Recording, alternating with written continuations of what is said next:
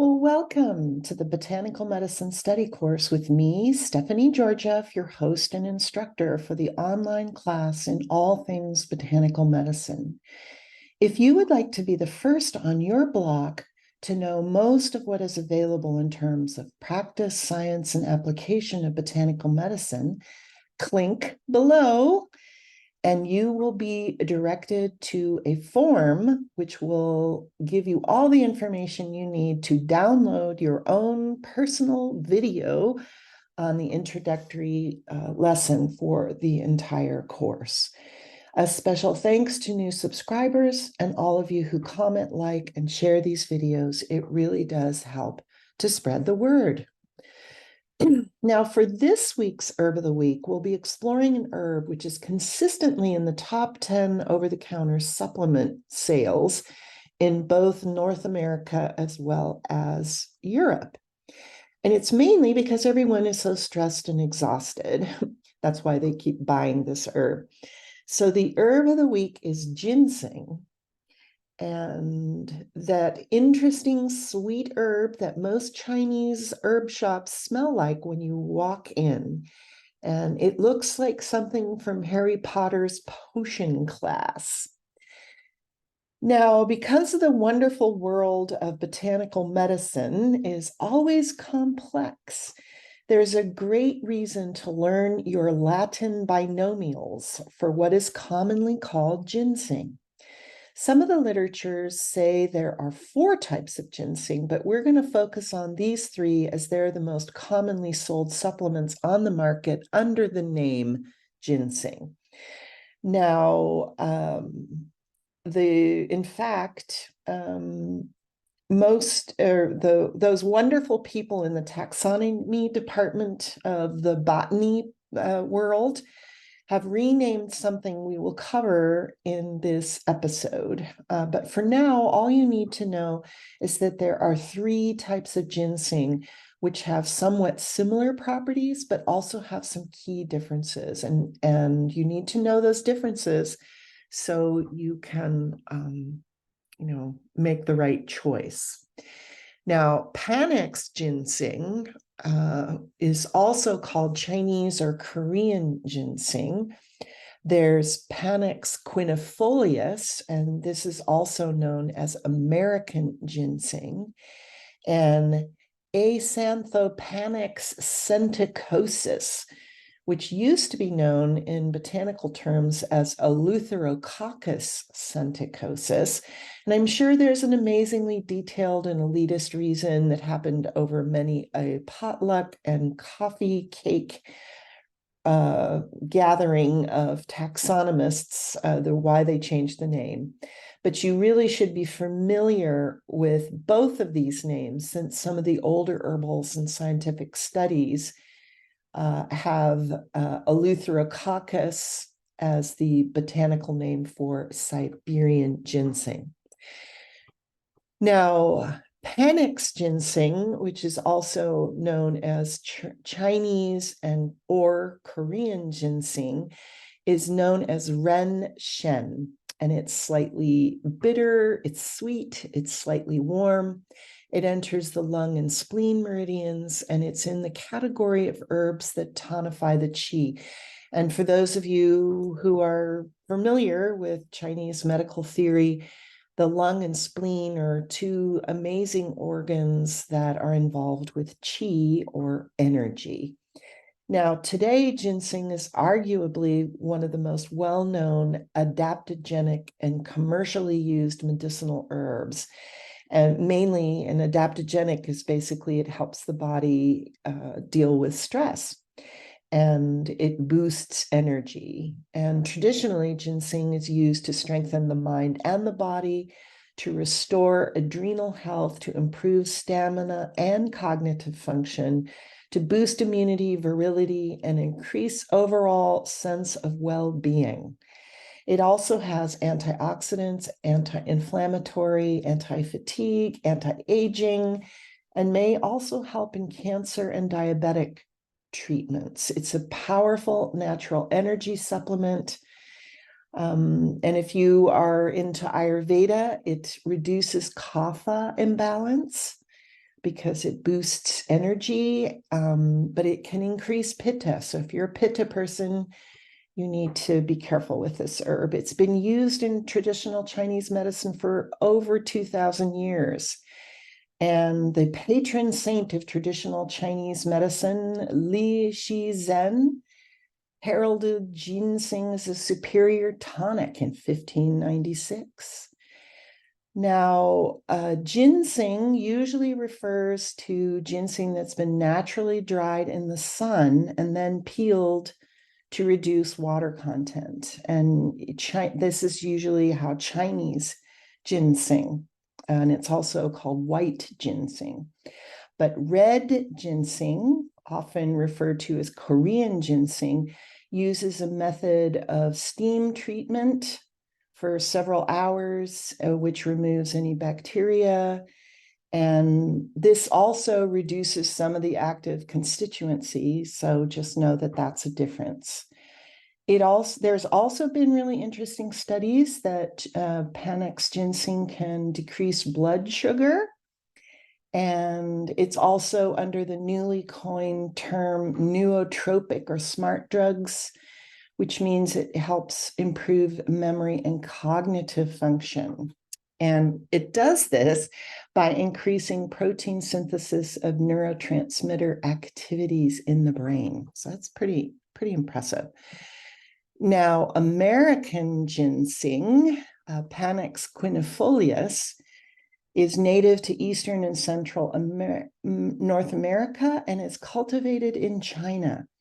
And it's an aromatic root that grows and matures, and it resembles a small parsnip that forks into a plant. And it can have these amusingly human-like qualities. And again, if you're a Harry Potter fan of the movies, you know what I'm talking about.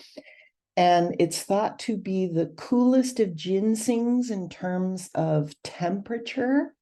It works on the adrenal system, especially in terms of high stress and burnout. It's very useful for combating that. And American ginseng can also help stimulate the digestive system and aid in allergy and asthma relief. Now, similar to Panax ginseng, American ginseng is also classified as a nootropic and can help aid in balancing blood sugar levels. So this is also a lovely plant. Now, Siberian ginseng is considered the mildest of ginsengs. And back in the dark ages, when I was in school, Siberian ginseng used to be known as Eleutherococcus senticosus, and now it's Asanothan panax senticosus. It shares the same uses and benefits as the other species of ginseng. However, Siberian ginseng is well known for its effect on athletic ability, in that it improves stamina and endurance, and it also improves recovery time. It decreases that, and it improves overall performance. So I don't know if this is a banned supplement or substance for you Olympic people, or professional sports people. If you're not supposed to be on performance enhancing, I don't know. So make sure to check that out. I always think of that when people don't pass their blood tests during the Olympics. Were they taking this herb? And some interesting studies have been done with Siberian ginseng and air traffic controllers. Now, part of its adaptogenic properties, Siberian ginseng is also a powerful immunomodulator, means that it can help improve and support the immune system and helps various diseases of the immune system. And this is because it contains a group of glycosides, unique glycosides, which are called eleutherosides based on the old taxonomy name, and can help increase lymphocytes, which support immunity. It can also help support a regular and healthy menstrual cycle and tone the uterus. And it's often recommended by herbalists for women dealing with infertility. Now, the traditional way to take Chinese ginseng is usually in a formula with other herbs. And since it's a powerful herb, it's not recommended to take this all the time. You take it for several weeks, then take a break, and then take it again. I had a client once whom I prescribed it for her chronic fatigue syndrome, and it made her break out in herpes on her mouth. Okay. And the mouth is the organ that opens into the spleen meridian. And this was a unique way to go, wow, there's something to Chinese meridian theory. And we stopped taking it. We had her stop taking it. The herpes went away. We tried a lower dose. It came back. So just know this is a powerful herb, and it's probably best to work with an acupuncturist before you start self-medicating. The American and Siberian forms are much more gentle and you can be taken without such consideration. There are capsules, usually from the powdered, dried form of the herb. You can get tinctures. But any of the ginsengs, doesn't matter which kind, they can interfere with certain medications, specifically drugs that alter blood pressure. So if you're on blood pressure medication, excuse me, you need to talk with your physician as well as a qualified herbalist or acupuncturist. Now, most of the pharmacological effects are specific to certain species. So you need to know what you're taking. Ginseng in general, across species, displays a restorative and tonic and revitalizing process. And there's just a whole bunch of stuff in there. You can see diagrams of some of them.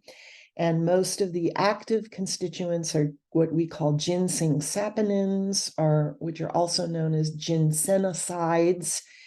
And these seem to be the most effective on the body.